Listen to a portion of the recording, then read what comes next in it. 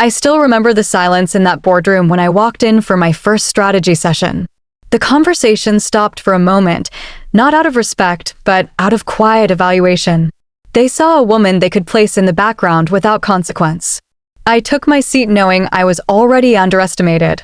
The CEO's son arrived late, carrying the kind of confidence that comes from never being challenged.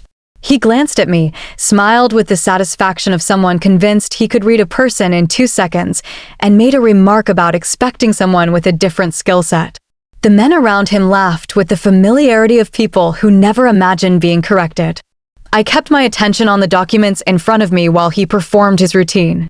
He spoke over everyone, tapped his fingers on the table, interrupted the engineers, and treated the entire meeting as if it were an informal rehearsal for his inevitable ascent.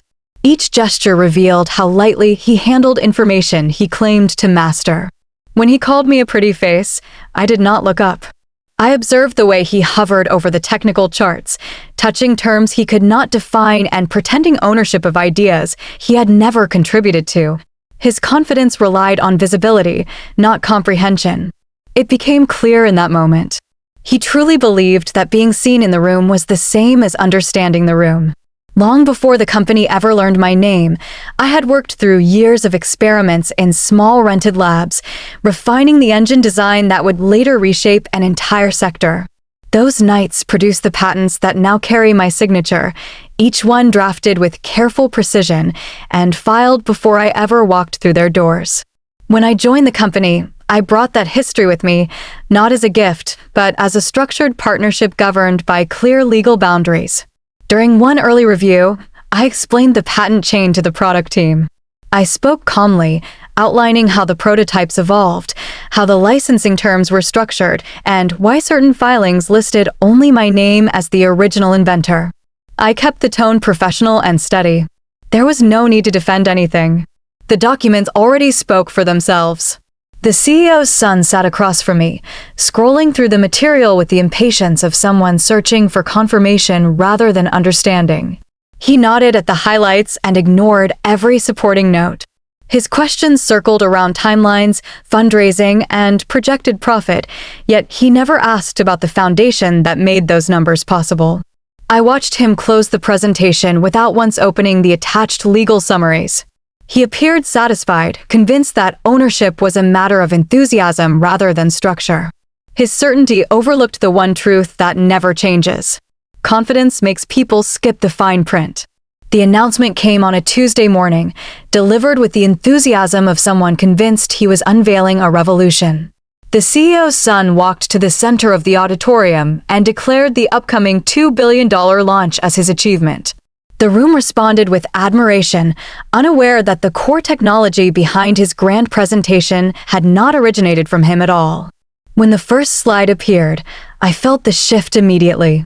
Diagrams I had designed, equations I had refined, and conceptual models I had defended for years were displayed under a new branding that carried only his initials. Each image had been polished with the confidence of a man who believed the spotlight made every claim legitimate. The audience saw a visionary. I saw a collector.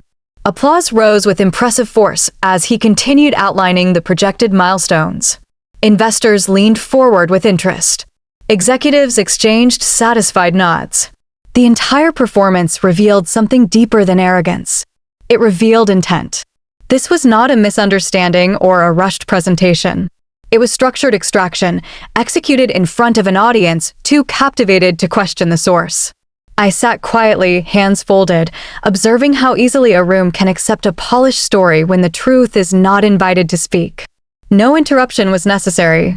No correction would have carried weight in that setting. So I waited, steady and silent. I let the applause finish.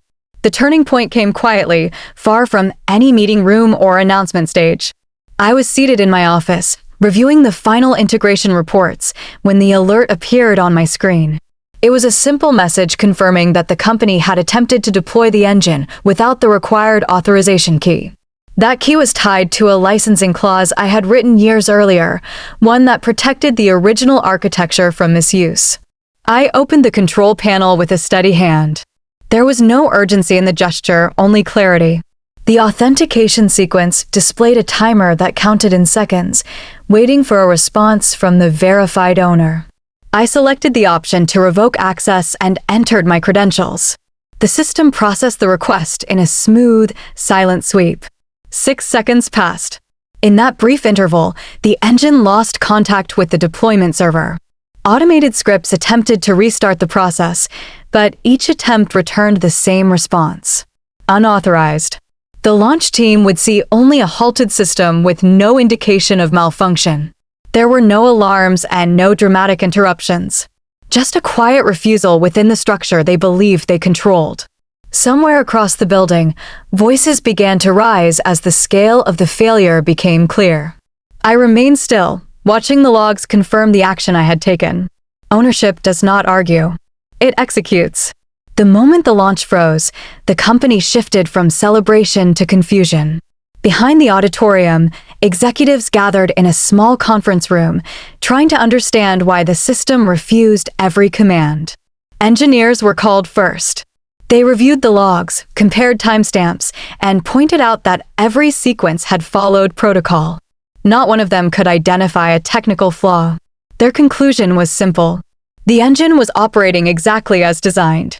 Lawyers arrived next, carrying printed copies of agreements they had never fully examined. They searched for a clause that could explain the sudden failure, flipping through each page with rising urgency. Their discussions circled without direction, interrupted only by the growing frustration of the CEO's son. He paced the room, insisting that someone had interfered with the launch. He called it deliberate obstruction. He called it sabotage.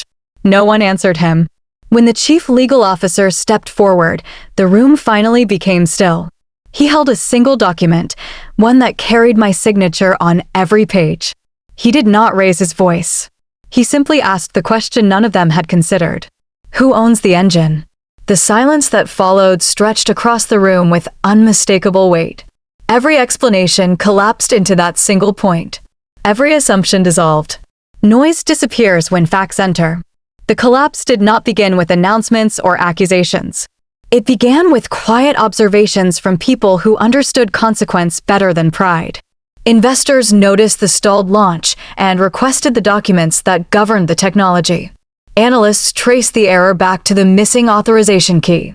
The board followed the same trail and reached the same conclusion. The CEO's son had attempted to command something he did not legally control.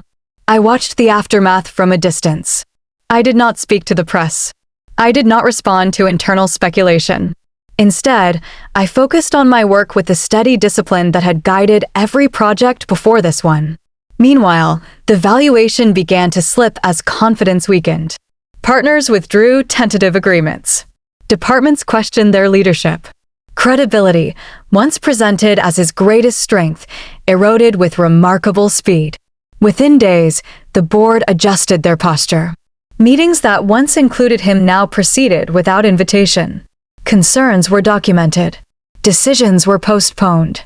Trust, once assumed, became conditional. His influence shrank as every department sought stability instead of charisma. Through all of it, I remained consistent. Professional. Measured. The truth required no defense. It simply stood on its own. The final outcome revealed a principle many learned too late. Systems punish faster than people. They asked me to meet him in a small conference room far from the executive floor. The door closed behind us, leaving only the quiet hum of the air system and his uneven breathing. He looked at me with a mixture of disbelief and anger, a man who had built his certainty on admiration rather than confidence. His voice carried frustration, but beneath it I heard something new. Fear. He demanded an explanation for the halted launch. He insisted that I restore the access he believed he deserved. He listed the promises he had made to investors and the expectations he had placed on the event. Each sentence revealed how deeply he had confused visibility with authority. I listened without interruption, not to absorb his claims, but to understand the depth of his misunderstanding. When he finally paused, waiting for a justification he thought he could challenge, I spoke a single line with steady clarity. You do not own the engine. Nothing more. No raised tone. No elaboration. The words settled between us with a weight that needed no reinforcement. His expression shifted as the truth took its position. Arguments faded before they could form. What remained was recognition, reluctant and unavoidable.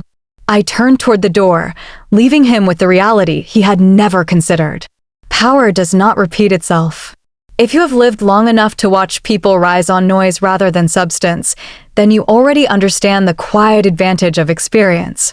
It is not a trophy and it is not a memory. It is structure. It is strategy. It is the discipline that keeps your work intact when others rely on impression and proximity. You do not need to prove yourself to those who evaluate through comfort instead of knowledge. You do not need to match their volume or mirror their ambition. What you carry is not decoration. It is design. It shapes outcomes through preparation, not through displays of urgency. Let them underestimate. Let them assume you are stationary while you are calculating. Let them move first, certain they are leading, unaware that their confidence rests on an incomplete understanding of the ground they walk on. Every misplaced assumption becomes a lesson they teach themselves. Respect is not something you request. It is what emerges when your choices align with your principles and your boundaries remain intact. Experience becomes leverage when you allow it to guide your decisions instead of defending your presence. If you have reached a stage in life where clarity outweighs conflict, remember this final truth. People who mistake access for ownership always learn the difference eventually.